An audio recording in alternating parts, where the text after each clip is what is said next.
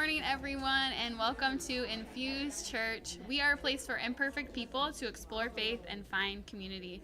And we really want today to be more than just an online service. We want it to be more than just a video you watch. We want it to be an online service that you can engage with. Absolutely. That's what it is. But we really want you to jump in and get involved and connect in community with us. My name is Caitlin, and I'm one of the pastors here. My name is James. I'm on the board. I also own the production team. And again, Infuse Church is more about people than just an online service. We want you to jump in, engage. Our online host this week is Stacy Stecker. I want you to go in and say hi and answer this question.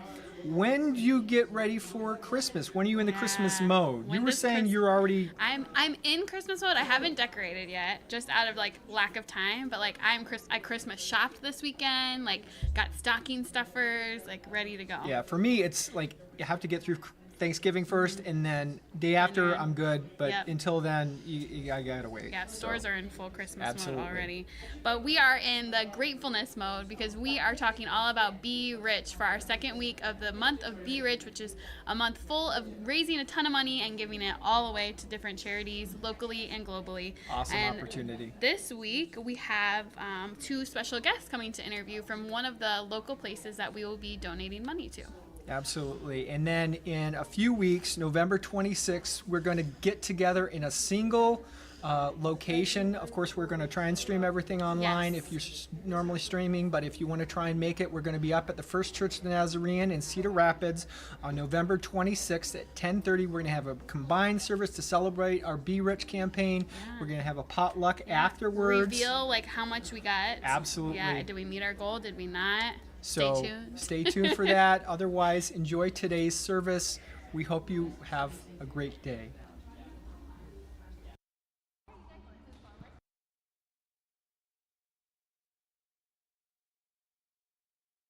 To do that, 1, you can give in person at the table in the back of the gym. 2, online.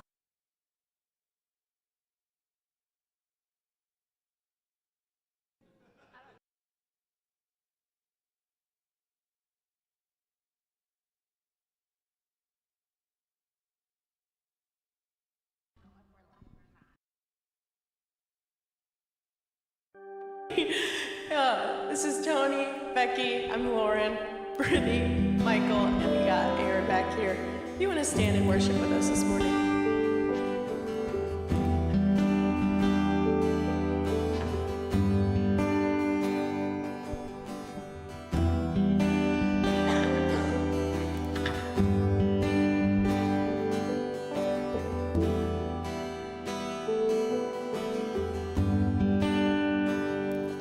All these pieces broken and scattered, in mercy gathered, mended and whole, empty-handed but not forsaken.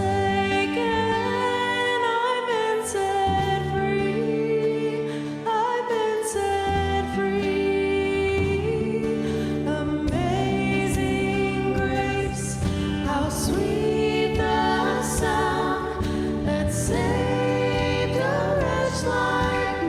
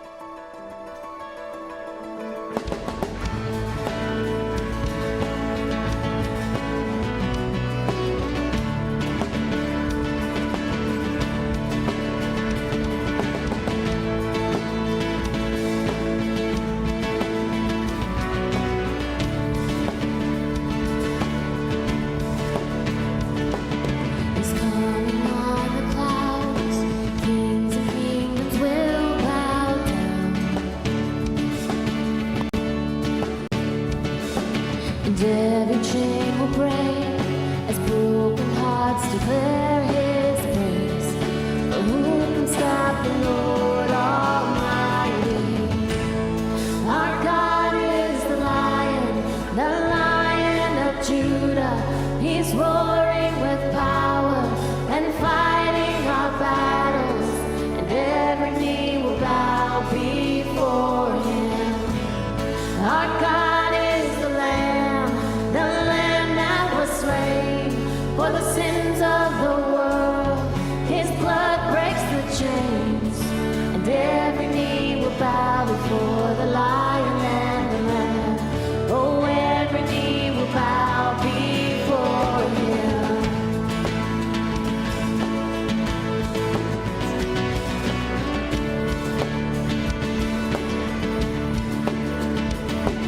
So open up the gates, make way before the King of Kings. The God who comes to save is here to set the captives free. For who can stop the Lord Almighty? Our God is a Lion of Judah. He's roaring with power and fighting our battles, and every knee will bow before Him. Our God is the Lamb that was slain for the sins of the world.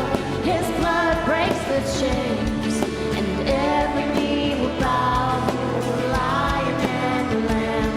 Oh, every knee will bow before Him.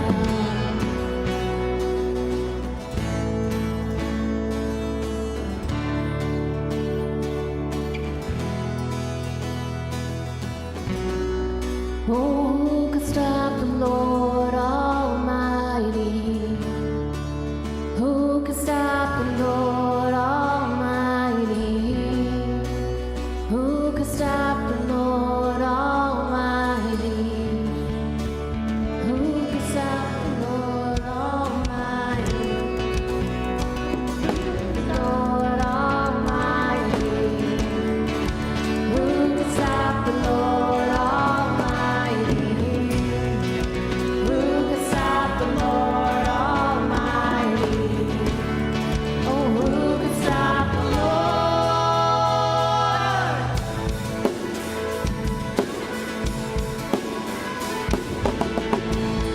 Our God is the Lion of Judah.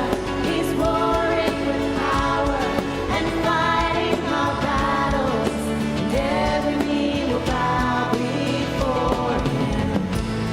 Our God is the Lamb that was slain for the sins of the world.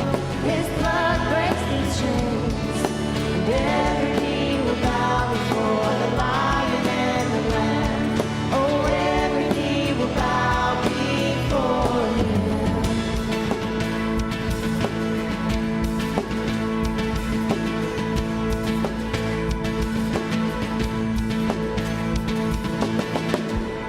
God, we thank you so much for being the Lion and the Lamb in our lives, Father. We do not come to your altar without understanding that, Father, you have sacrificed yourself for us, that you have given yourself for us, Lord. And so we worship you, we honor, we glorify you because you are the King of Kings. You are the Lord of Lords of our lives. And we give ourselves to you, God. And we thank you for all that you're doing, God, and how you're shaping us, Lord. Please continue to speak to our hearts. Help us to understand, Father, that you are with us. You are Emmanuel. You are God with us. We thank you, Father. In Christ's name, amen.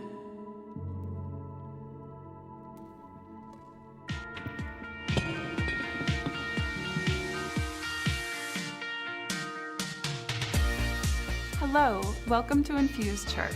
My name is Stephanie, and we're really glad you are here today. Infuse is a church for imperfect people to explore faith and find community. No matter where you've been, what you've done, or your experience with church in the past, we pray today will help you take a step forward in a new direction.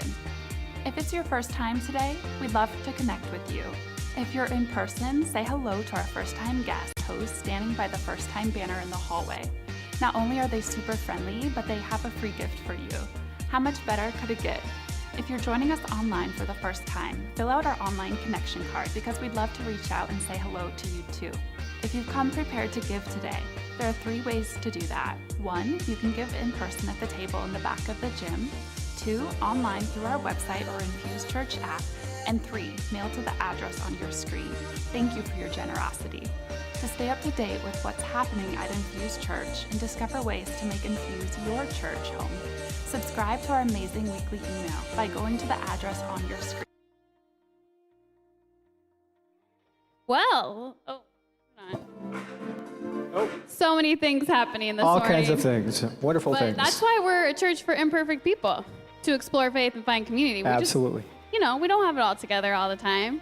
But hello, everyone, and welcome to Infuse Church. My name is Caitlin, and I serve as one of the pastors here. And my name is James. I serve on the production team and sometimes on the board.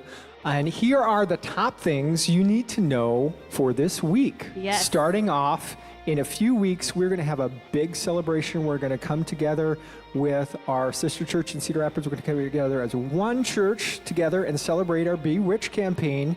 And we're going to have that Thanksgiving Sunday service on November 26th at 10:30 in Cedar Rapids. It's going to be a potluck. Yeah. So you get to bring some food Yes. and enjoy food and Or just enjoy the food. just either enjoy the way. food and We'll celebrate say that together again. again just as one church. Yeah. So for the next steps on that, we want you to show up on that November 26th. You can volunteer to help during the meeting or during cleanup or just bring food to share. Yep. All Yeah. kinds of fun stuff.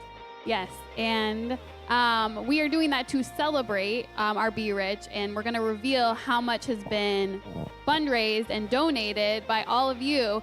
And usually it's a pretty big number, so it's pretty exciting. It is exciting. Yes, so stay tuned for that. The next thing we want to talk about is that we have Advent boxes and conversation cards available for all of you. And the reason that we have this is because we want to make this Christmas season that flies by, right? December 1st to the 25th Goes is right by. a blink of an eye. So we want to make it easy for families to discover the real meaning of Christmas. And to do that, these boxes equip you really easily with tools like scripture reading, reflections, discussion questions, even like craft activities with your kids that are in the box. So everything is available right there for you. And how you get these is they are back in the kids ministry department. So if you walk down the hallway and check out kids ministry, they are available for a suggested donation of $10. You can Venmo, cash, and then $20 for the bigger box that has the crafts inside. So something for everybody. Something for everybody. Yeah. It's a lot healthier than those chocolate Yes. Advent boxes. Yeah. Totally Oh, yeah. different. All totally the Advent boxes. I feel like Costco, you can get like any kind of Advent box in the world. That's true. It's available to you there. But yeah, this will be, better for your overall health, hopefully. Absolutely. So we want to thank you in advance for grabbing those Advent boxes. Yes. So the next thing coming up is one example that we have here. One of the things that we really see is serving changes people's lives. And one of the examples that we have that service that changed people's lives is the Tiffin Sunday Morning Men's Group. Back beginning in October, they helped a new member to the church move. That was their very first meeting together, was helping somebody move in, and that was just a very powerful experience of just coming together as members of a faith community to help another person in that community by serving each other. So we have some next steps if you want to learn how to get connected and really plug into this faith community, and that is in person. You can talk with somebody today. We have people in the back at the end of service. Generally, one of us are usually available. Yeah. Devin will be available. You can talk to us, or you can go online, infuse.church/connect. Because we also have a fancy QR code, and you can really learn what the next steps are, whether you want to serve on Sundays or get plugged in with, we have a community group that meets bi-weekly, and we Yep. generally will try and serve at least once once a month doing something. Yeah, serving in the community, just getting involved. And the community group's a great step for that. Absolutely. Yep, all open. kinds of ways to plug in and connect. James and I will be there, some familiar faces for you if you want to jump in on that group. So that's your challenge, is to take some next steps, whether that's today, this week, or in the coming month. And we just want to remind you guys that the reason we do this is because we are not about the building or the place. We believe that the church is about the people. And so we're going to encourage you for the next 3 minutes to get to know the people that you are sitting around, not who you came here with today, but someone hopefully that you haven't met before. And introduce yourself, let them know who you are, and we have a question for you to answer. We're going to get real deep. We're not like surface level here today. We're like, let's jump into dig some into ethical a really dilemmas. deep question. Yes, So, which would you choose, being poor but love your job, or being rich and hate your job? So, what a question. Yeah, that's So, not surface level at all. not surface That's, you're level really stuff. digging We're down. saying, How do you, get in there. Or you could just say, like, what's your job, right? That works too. unless you don't have a job. Unless you don't have a job, and that's okay too. That's okay too. Yes. Imperfect people, exploring faith, finding community. 3, 2, 1, Go.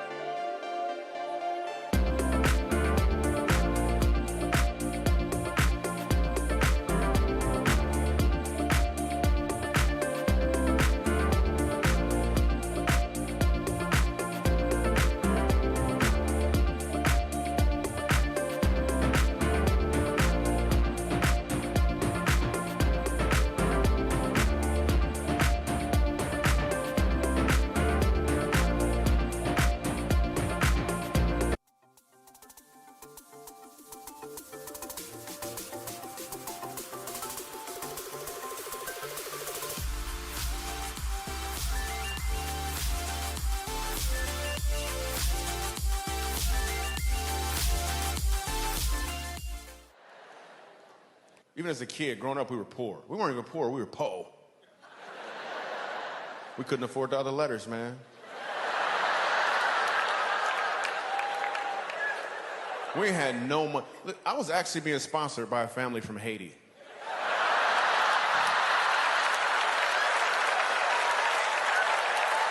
didn't have no money, man. When you're poor, your creativity excels. Like it really, really excels. I remember I wanted an action figure when I was 10 years old. I wanted an action figure so bad. My birthday came along. My dad hands me a box. I open it up. It's empty. He said, "It's Invisible Man."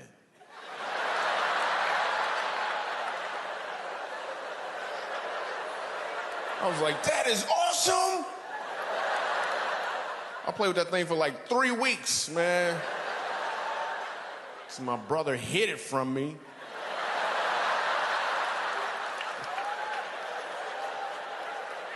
Couldn't find it nowhere, man. I knew he took it.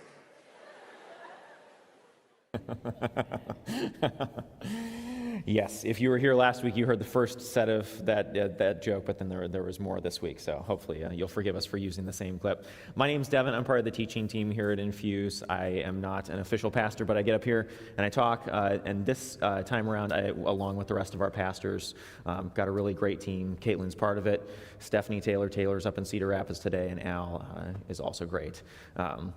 But I get to be up here and talk about Be Rich this month, which is where we raise a bunch of money and we give it all away to causes both locally and internationally. I'm going to do a little preamble, just a little talk, ground us in what we talked about last week, and then I'm going to invite some guests up here on stage and hear their interesting, really impactful stories about what their organization is doing and how that's changing lives and how we're going to be able to be involved as a church. So yeah, let's jump into it. That was just hilarious, right? The little setup, but it leads to the question a little bit of like, what kind of neighbor do you want to be? Our whole Be Rich is about being good neighbors here, both in the community and globally. And he had that joke about like, I was being sponsored by a family in Haiti, right? And that's like the thing that people do. Like you've seen all kinds of organizations do that. And you feel like you kind of you understand that that's a good thing, right? You're being a good neighbor to somebody out there in the world who doesn't have things that we have here in a first world country. And you're like, yes, that $45 or whatever will transform somebody's life, we hope, right? And you send it to somebody who's a good partner and you trust that it's going to do good work out there in the world. But we know that that's a good thing somewhere inside of us because we know what makes a good neighbor, right? It's a good neighbor is somebody who lives down the street from you and you are struggling to start the lawnmower and they come over and like, I know how to start a lawnmower. You need to do this and this and this. And you're like, okay, it's all better now, right? It's somebody who sees some sort of brokenness, and that's like a silly example, but sees some sort of brokenness, some sort of need and steps in to help. And Jesus taught this time and time again. That was like the central thing of his teaching. And as he was teaching, one time he was talking about when he's going to return. And you've probably heard this set of verses at some point along the way. And I just want you to think about it from the lens of what we're doing here today and think about it from the sense of Be Rich and just your daily life too, as to how we can be good neighbors. So he's painted this scene of he's returning. If you want to learn more about heaven and what the Bible says and doesn't say about that, Pastor Taylor did a really good series on that back in October. It's available on our podcast, on the app, and on our website as well. So do check that out if you're interested in that. But all of that aside, he's setting up, I'm going to come back someday, I'm going to set things right, and then this is what he says. Then the king will say to those on his right, because he's divided people into groups, he says, "Come, you are blessed by my Father, take your inheritance, the kingdom prepared for you since the creation of the world, place of all kinds of good things, as you might imagine. And for I was hungry, and you gave me something to eat. I was thirsty, and you gave me something to drink. I was a stranger, and you invited me in. I needed clothes, and you clothed me. I was sick, and you looked after me. I was in prison, and you came to visit me." And then the natural follow-up question that all people would have would be, then the righteous said, will answer him, "Lord, when did I see you hungry and feed you, or thirsty and give you something to drink? When did we see a stranger and invite you in, or needing clothes and clothe you? When did we see you sick and in prison and go to visit you?" Because you're like, I didn't see you, Jesus. I didn't see you out on the street. You're telling me that I saw you and did all these things for you? I know I didn't, because I didn't see you in my lifetime. And he will say, then the king will reply, "Truly I tell you, whatever you did for one of the least of these brothers and sisters of mine, you did for me." And so I just want us to sit on that for a little bit, because if you think about some of the greatest moments of your life, some of the things the stories that you tell over and over, the stories that people tell you about how you interacted with them. And it's usually little moments, right? Like you go and you sit with somebody as they're going through just a really hard time. And it's not like you even do anything for them necessarily, but you're just there for them. Or you drop off like somebody's favorite popcorn on a day that they just really need popcorn. I'm trying to imagine a scenario that requires that, but you know what I'm saying. Like, you know people and you know what they need, and you're there for them in whatever way that is. And those are the things that they'll remember and they'll tell you, because it was such an important time that you were there for them, that you thought of them, that you cared for them.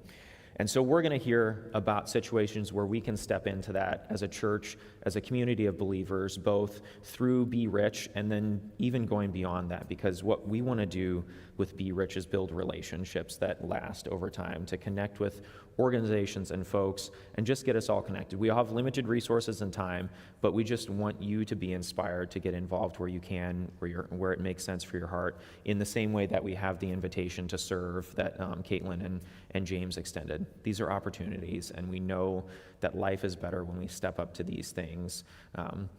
Because Jesus said so, but there's a whole list of reasons to do that, because it changes our lives and it changes other people's lives.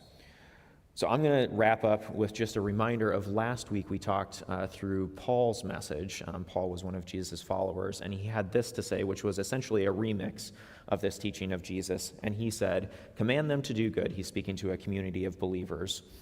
And this was like a chain letter that ran around to a whole bunch of churches. And this was like, how do you execute on Jesus' commands? How do you actually do this out in the real world? And he says this: command them to do good, to be rich in good deeds, and to be generous and willing to share. And that is how you take hold of the life that is truly life, the technicolor version of living, or the kind of life where like, I'm not actually doing the things that will change me and change other people. This is the version of life that actually brings you life. So last week, if you weren't here last week, we're going to do a quick rundown of what we're looking to raise money for, that we're going to give it all away. And how we have that broken down is $40,000 between this church location, all you folks online who are here with us this week and in the next couple of weeks, and then also our congregation up in Cedar Rapids, which is where we're going to go if you want to join us on Thanksgiving weekend for a potluck. But what we're looking to do with this $40,000 is international missions. There's a water pump for an orphanage in Haiti that we've partnered with over the last couple of years, and that will make sure that they have clean water with a solar energy array. I'm not totally sure on the whole engineering, but there will be fresh water because of that.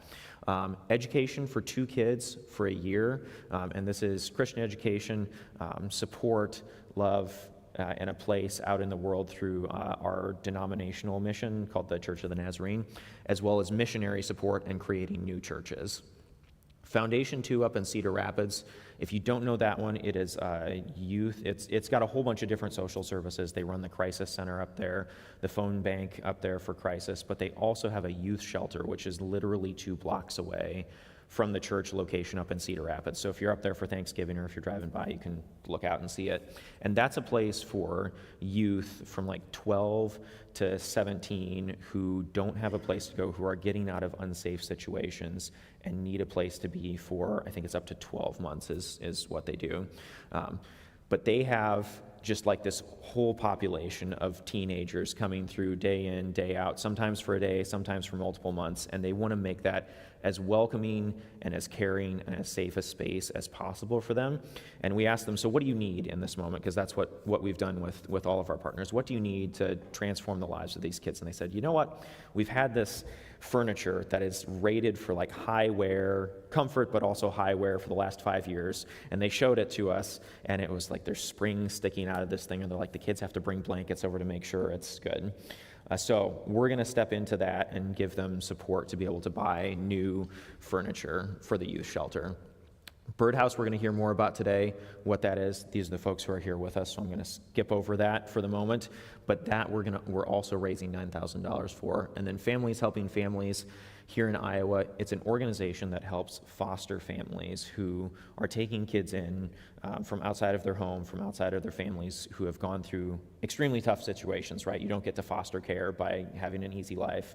You get to foster care, you get to somebody's family, and somebody's taking you in, feeding you, clothing you, but they don't always have money for extracurriculars. And so this organization steps in with scholarships for them to go do hockey, do the piano lessons, get all the gear, pay for 6 months of whatever, guitar lessons, whatever it is, to give those families the chance to give those kids as normal and as healthy and vibrant a life as possible. And so $500, they do scholarships. So this will be 12 scholarships for kids that we're going to do. So that's what we're raising money for over the course of this month. We're asking, I'll have an ask for you at the end, opportunity invitation, and then we're going to celebrate at the end of the month up in Cedar Rapids on the 26th. You can always check it online if you're out of town eating turkey somewhere else and have watched Iowa football in Nebraska. Or is it here this year? I don't know. One of those two. Anyway, I am done. That is all I have to say outside of the end and a few questions, but I want to invite Kayla Fisher and Monica Hayes from the Birdhouse up here. Please help me welcome them. They came all this way out here to hang out with us for a morning.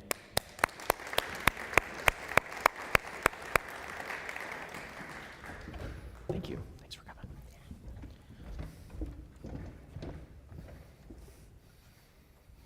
I have to deal with the arcane technology of microphones. Got it. Welcome. Thanks for coming. Thank you for the invite. I'm so happy to be here. Yeah. So you guys have been involved with the Birdhouse, and for those of us, I did like a brief, like my version of it, but I am not as involved, obviously, as you guys are. So would love to understand more about the Birdhouse, ask you guys some questions about how you got involved, tell us about what the money will get used for at the end of the day, and what the Birdhouse, like the impact of the Birdhouse on people's lives. So that was all a preview. We're going to do one question at a time. Very good. But yeah, can you tell us a little bit about just like broad overview of what the Birdhouse is? Sure. So I am the president of the board of the Birdhouse. I volunteer in that position. And first actually came into relationship with the Birdhouse back in 2012 almost, when it was still an idea. And the idea came about because Lois Bird had cared for her husband, Gary Bird, and really just kind of struggled at the end of his life, wanted to have a home-like atmosphere and have him be comfortable because she was fatigued from caregiving, and really just wanted to be his wife instead of the caregiver. And there was no option for that locally here in Johnson County, and he ended up not dying in a real comfortable place. And so it became her mission to be able to find a home. She gathered her circle of love, and these mostly women went on this mission to put together the Birdhouse. And in 2016, after a lot of love and research and working hard, they were able to open the Birdhouse, which is a 5-bedroom hospice home. It is a 5-bedroom home in a residential neighborhood, so it was somebody's house that they did some conversion to, but for the most part, it is just like a home, and people are able to come there, be cared for, and pass away in a comfortable setting. Yeah. And can you tell us a little bit more about your role and how you first got involved with the Birdhouse? So, sorry. I had worked in hospice care for about 15 years. Now I sell real estate. So my first career was in hospice care, and worked as a social worker and bereavement coordinator and community education. And so as I was in my second career, I love giving back and being a part of the community. And the Birdhouse was something that I always had really great interest in, and kind of supported at a distance a little bit, because I was kind of busy, and when I commit to something, I want to be able to commit fully to it. And so they had asked me several times to be able to be a part of it and be on the board. And then in 2020, I said, okay, I'm ready. And I joined the board, got involved in Holiday Lights as well, which Kayla's going to talk about. And then in 2022, I stepped up and took on the role of president of the Birdhouse board, and we've been through a lot of transition, and it's been challenging, I would say, but something that I really love being a part of. That's great. Would somebody be willing to grab her water? Thank you. Becky, delivering every time. Kayla, do you want to tell us about how you got involved with the Birdhouse? Yeah, sure. Thank you so much. So Monica has a somewhat professional background with hospice care, and mine was a little different. In 2019, my mom was a recipient of hospice care, not at the house, but she was lucky enough to be able to be at our home. And so I had heard of the Birdhouse. As Monica said, it was just a normal home. In fact, a unique connection for me is that home was my best childhood friend in elementary school's house. So I had birthday parties and memories and sleepovers in that house, and now it's continuing on in a different way for people to be and get dignified end-of-life care. And in 2019 was kind of the time where the idea to create a legacy fundraiser for the Birdhouse Hospice Home of Johnson County was kind of born from past board members and passionate volunteers. And when I heard of that, I was like, it just clicked. I can support hospice care in our community, and I also love the holidays, and creating magical memories for our community was something that sounded inspiring. And so we said yes, and in 2020, we opened our first year. And Holiday Lights at the Lake, for those who may not know, is a mile-long route of light displays that are professionally curated for us. And it's an event that's open every night, Thanksgiving through New Year's Eve, and we're organized and operated completely by volunteers. And all proceeds of our event go to support the Birdhouse. That's awesome. Yeah. We were talking about logistics of volunteers because beforehand, can you tell us how many nights and how many volunteers per night? Yes, so at the event itself, so organizing, planning, build and tear down aside, we are open this year. It'll be 39 nights in a row, and every night is a driving night with the exception of Wednesdays, which we open up for our Walkthrough Wednesday experience. And as far as volunteers go, it takes a minimum of 12 volunteers each night on slow nights, and then on busier nights, it gets up to about 17 per night. So you can average it out about 15 times 38, and that's the number of volunteer shifts that we have out there. And those are usually starting around 4:30 in the afternoon when it's time to flip the lights on, and then we close around 9:30 at night after everyone has come through and got to experience the magic. Yeah. For the folks who are here in the room, we're going to hear who has been to Holiday Lights on the Lake, who's driven through the lights experience. There you go. Some people have done it. It is a good time. And in addition, I do see some past volunteers and supporters of Holiday Lights. I know there's every single volunteer shift that gets filled helps us out there, and so it's great to see some familiar faces. Yeah, that's awesome. And then this seems like the right time. Dave Lemire, if you haven't met Dave yet, he's at the light board back there. He said he's going to organize a volunteer shift for us here from Infuse. So if you want to be part of a shift, go talk to Dave. He'll arrange a night, one of the 39 consecutive nights. And I'll see you there. Thank you so much. I really appreciate that. Yeah, so thank you, Dave. Talking a little bit more about what the Birdhouse does and the impact of that. For those, I'm going to make sure that we had agreed beforehand which questions I was going to ask them, so I'm trying to make sure that I stick to that. We talked a little bit about what inspired you to get involved. Monica, we were talking about following Jesus at the top of before everything got started this morning. Do you want to tell us how your faith plays into why you continue to stay involved and how you got involved in the first place? Definitely. So at the Birdhouse, we care for people who are receiving hospice services, and they can have any hospice provider in there that they want. We are not affiliated with anybody in particular. So the hospice care continued to go on, and then the Birdhouse provides room and board and caregivers being there for that.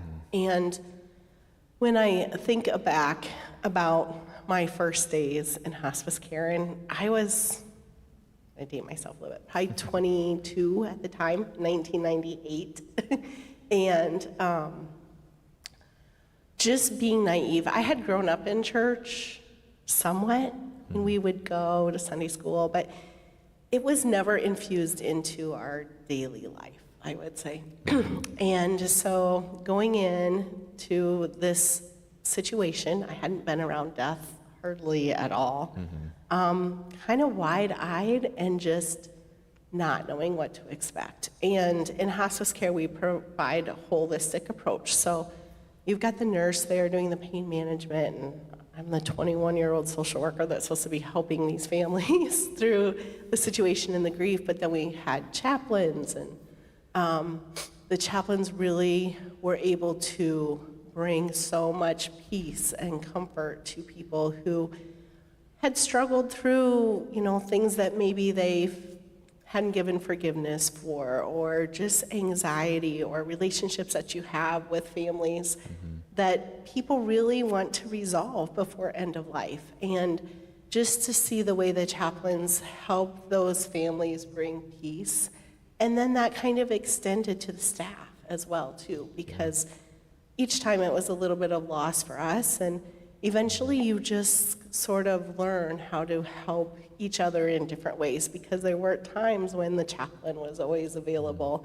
And so you're at the bedside and you do what that family needs to have done. And so I began to grow in my faith as far as feeling comfortable praying with families and having some of those conversations about forgiveness and what people need to really then truly have a peaceful end-of-life experience. And there are good deaths and there are not such good deaths. And you really could tell the difference between somebody who really had said yes to Jesus and had that love and that peace in them compared to somebody who hadn't. And so I guess that was really eye-opening for me to see the importance of Jesus in my life.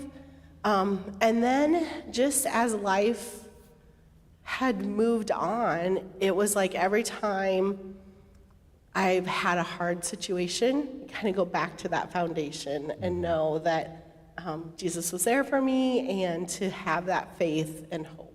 And then just fast forwarding into the craziness of today and being involved in so many things, I think that foundation just continues to stay there. And when I think about what's the right thing to do, or am I super stressed today, and just giving up that control of things that we don't have control over, and being able to say, okay, I know you're gonna help us through this, and having that faith. Yeah, thank you for sharing. That's great. Could you tell us a little bit more about what that day-to-day looks like? Like how is the Birdhouse helping families and folks who are passing away? What does that look like for the families? Yeah. So, like I said, we have 5 rooms. A lot of the time we're full with those 5 rooms. Not always though, and we try to keep people communicated with on that. But I come in, everybody has their own room, which is basically just like a bedroom, but has some extra chairs, things for family to be able to gather around. And then there's 2 kitchens, living room, common space, a beautiful screen-in porch, woods that you can kind of walk through the trails. So we have occasional patients that share those common space and maybe sit outside. But for the most part, it's really families using that. And so we encourage families, friends, anybody who wants to be a part of that process to come, visit, spend time. And then we have 2 caregivers there at all times. Jana Michael is our executive director, and Denise Weber is our house manager. So those 2 people are our only staff. And then we're filled with volunteer love as well. So a volunteer might be in there cooking some soup and making the house smell good, or a group of people out raking leaves this time of year, or planting flowers in the spring. Sometimes it's helping with the laundry, or just sitting with one of our guests, we call them, while their family is not available, and it just feels better to have them somebody by their side. So there's no rules about what time they have to eat, or if they have to get up at a certain time. It's really just living life on their terms, doing the things that are most comfortable and peaceful for them, and the family and friends being there to be just that, a family or a friend. And sometimes we have people that come in and stay for 2 days, and sometimes we have people that come for a year. It just is kind of where they are, and the only eligibility for them is just to be a part of a hospice program, and if not, we can get that worked out beforehand. Gotcha.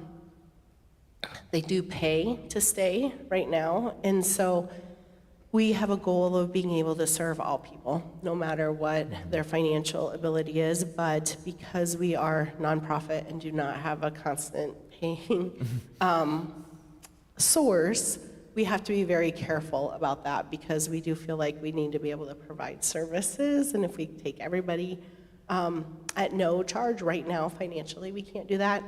We'd love for that to be the situation in the future, but we have to be able to have some additional fundraising, which is why we brought Jana on as our executive director as well. So there is a fee for them to stay each day, but it doesn't even cover half of what the actual cost is for people to stay. And that's about it. Yeah. So Kayla, you've been involved for a number of years now on the fundraising side and helping make that possible, so that families, don't have to pay as much, but just that those services are there. What kind of impact have you seen, or how have you been able to tell that story as you've been doing the holiday lights on the lake?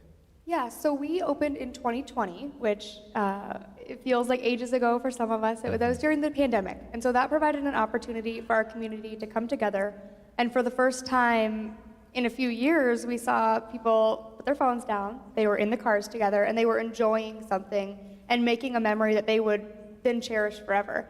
And the downstream effects of creating that event for people to come to was that we were able to fundraise and provide legacy support for the Birdhouse.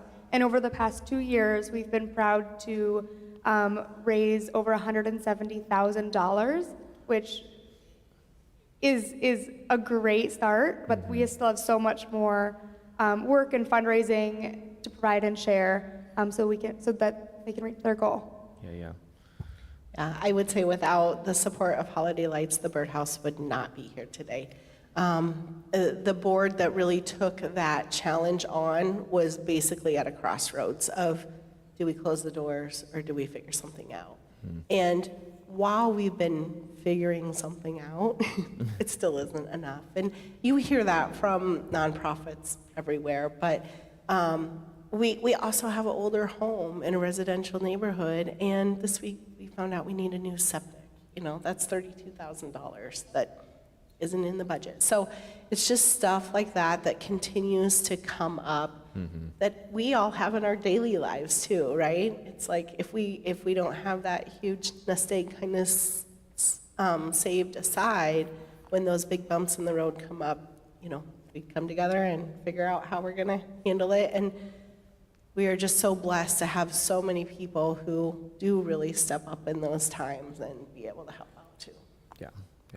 Well, that seems like a good segue to Rhonda, who some of you may have met out front. She is also on the First Impressions team. She serves there, but she also serves on our missions team, who connected with you guys to ask, what do you need? What's valuable in this time for us to raise some money for? And so we're raising $9,000, and that's going to go towards a couple of things. Could you tell us a little bit about those? Yes, I'd love to.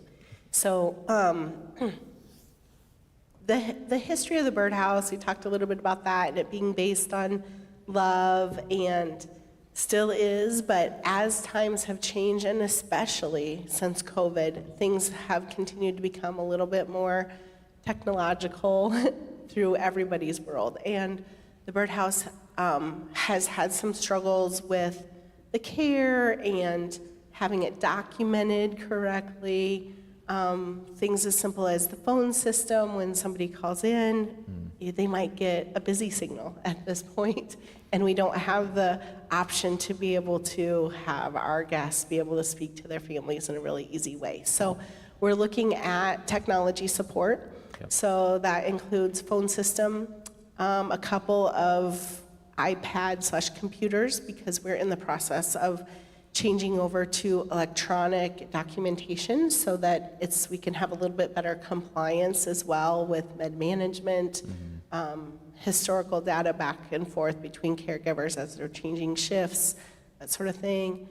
Cameras for really the safety of our guests so that we can be able to make sure that there's nothing crazy going on, because unfortunately that happens. And then also at the end of that, if we have a little bit left, we always have a parking issue, because we're in the middle of a residential neighborhood that isn't really designed for 5 people to be having guests come. So we're trying to look at our grounds and extend our parking lot a little bit so that we have a little more space for people to comfortably park.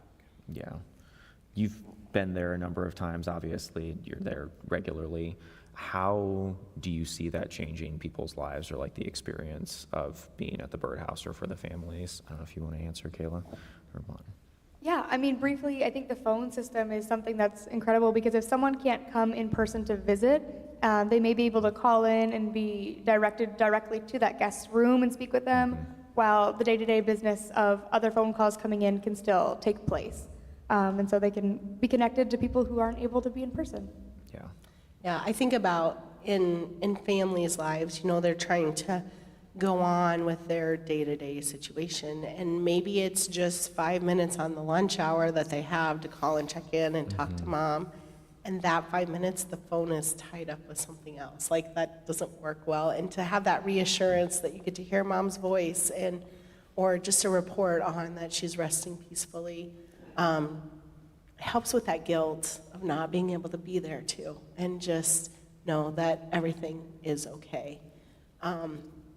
On the tech side of it, with computer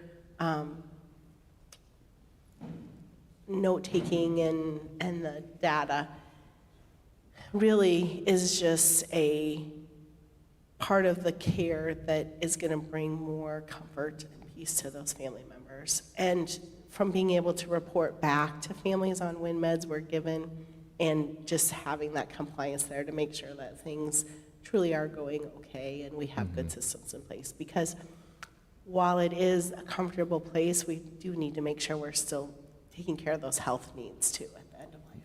Yeah. One thing that we had talked about beforehand that I hadn't really thought about because I haven't had to go through it is like that dichotomy between being a caregiver versus being just like yourself, right? Can you guys talk about that a little bit for folks who haven't had to go through that and deal with it? So I always have related this whole end-of-life process in such similarity to being pregnant and having a new baby, and that new baby doesn't have a schedule, doesn't care if you're exhausted, still needs care. And at end of life, it's much the same. We go through a lot of the same processes. So day and night doesn't mean anything.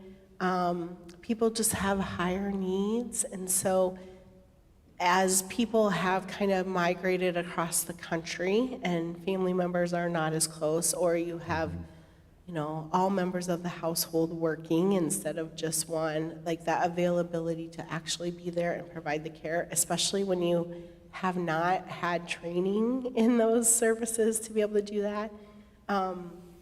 We have people who are incontinent at end of life, and being able to help in that situation is very different than having a baby, and it takes skill and need, and it can get very tiresome.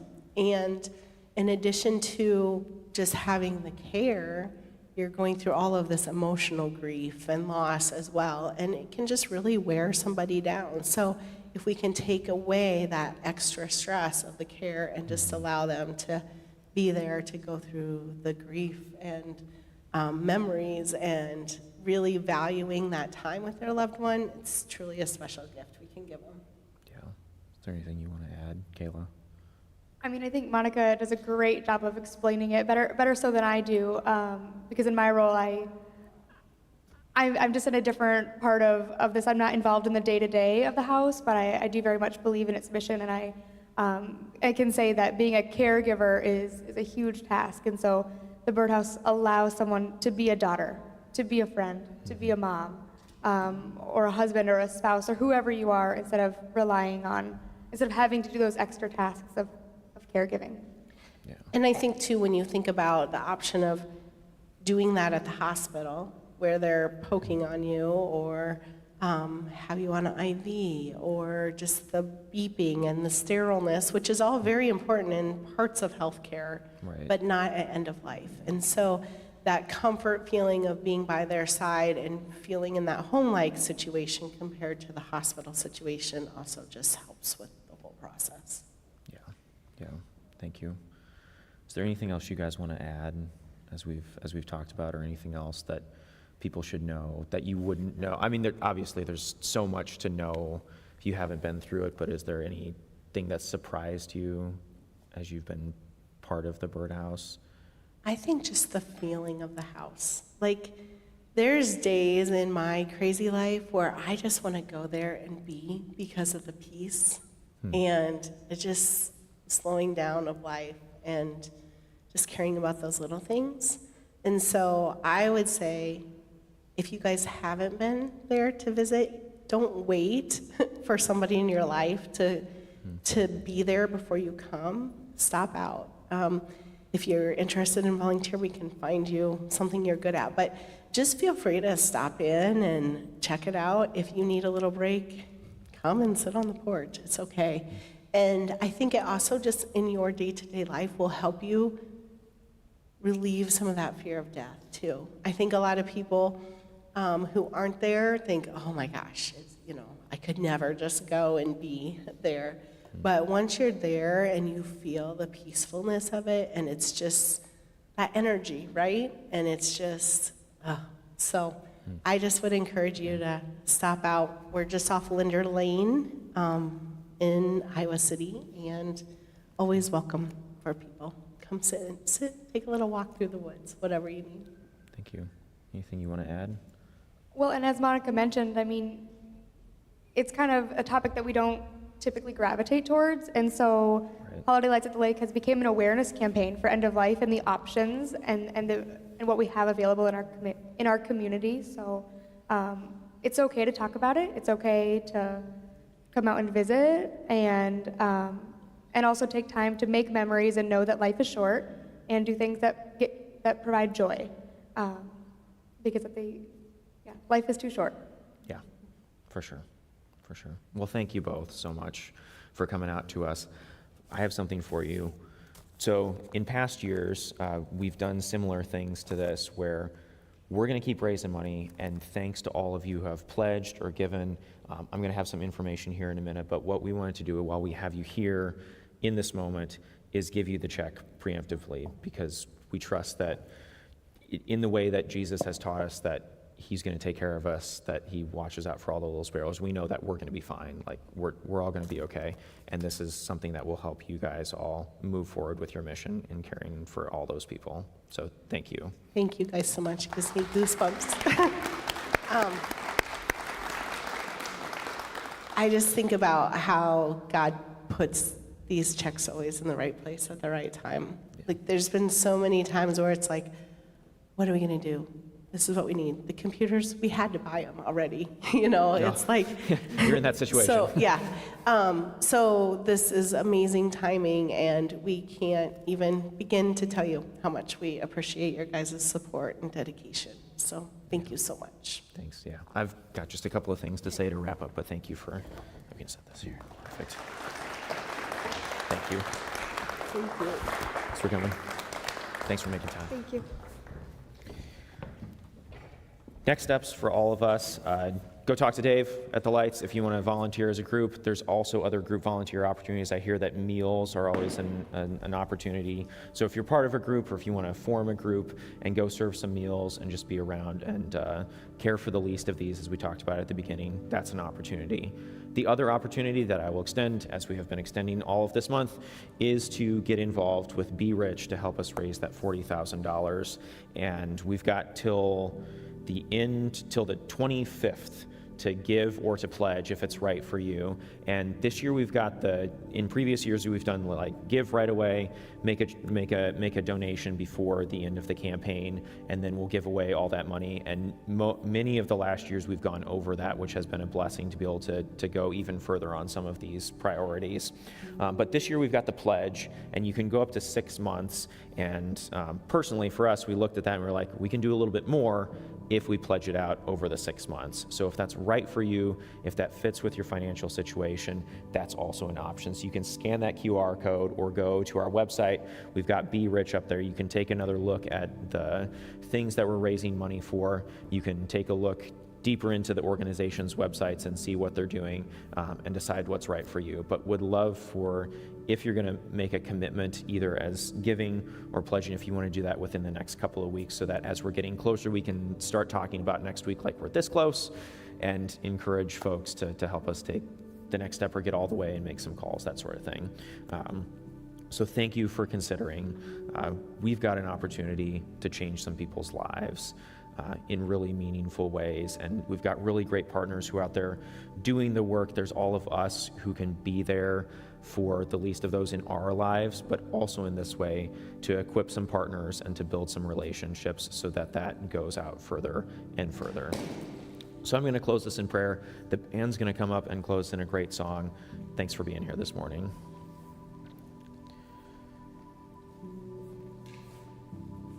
Jesus, you know what makes the good life, because you lived it. You lived the hard parts of life, the hardest parts of life, along with us. You've been through the ups and the downs, the hard relationships, the broken relationships, the tough times, being hungry, being sick, being in prison, and you know what it means for people to be there. You knew what it meant for people to be there for you in like a really human, tangible sense. So Lord, help us remember that this morning. Help us to remember that you've been here where we are, and we all know that we need help and support, and we want our neighbors to be there for us. And Lord, when we see the opportunity to be there for our neighbors in the big ways and the small ways, help us to do that in your name.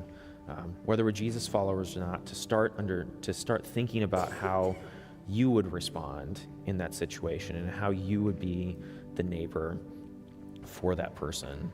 And Lord, give us the energy and the strength. We know that you're there for us in all the ways that you richly bless each of us, that you've made us rich already, and that we get to be rich in good deeds. You've given us opportunities. Each of us have unique, special talents and time and space to do those things. So Lord, transform our hearts this morning.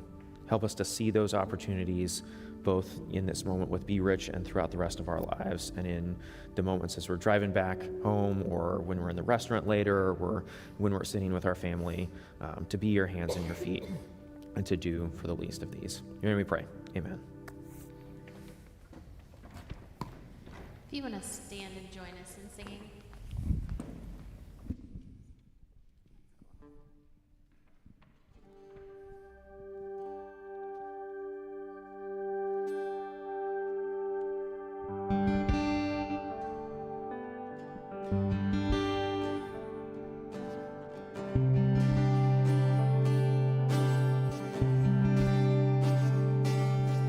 Before he spoke creation, the God of heaven knew our names.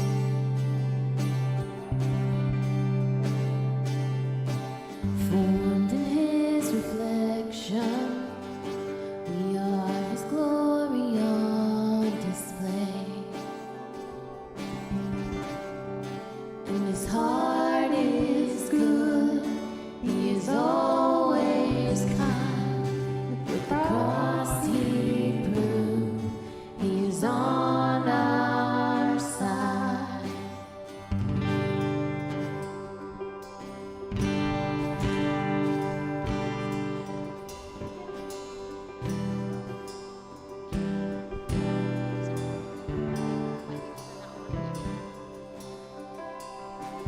And though we stumble, he will not let us fall. We are the Lord's, and he will never forsake his own. We are the sons, we are the daughters of God.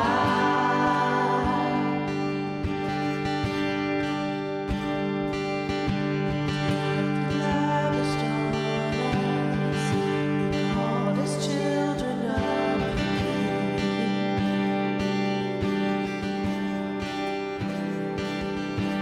And in his love and kindness, he chose the lowly and the weak. His heart is good, He's always kind. With the cross He proved, He's on our side. We are the sons, we are the daughters of God. No matter where we go, we're close to the Father's heart. And though we stumble, He will not let us fall. We are the Lord's and He will never forsake His own. We are the sons, we are the daughters of God.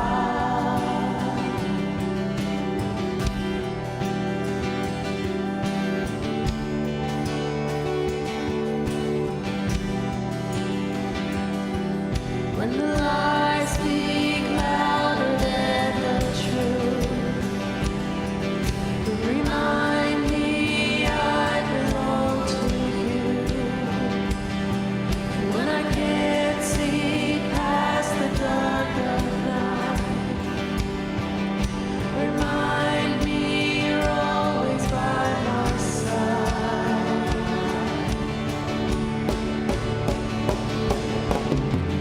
We are the sons, we are the daughters of God. No matter where we go, we're close to the Father's heart. And though we stumble, He will not let us fall. We are the Lord's and He will never forsake His own. We are the sons, we are the daughters of God.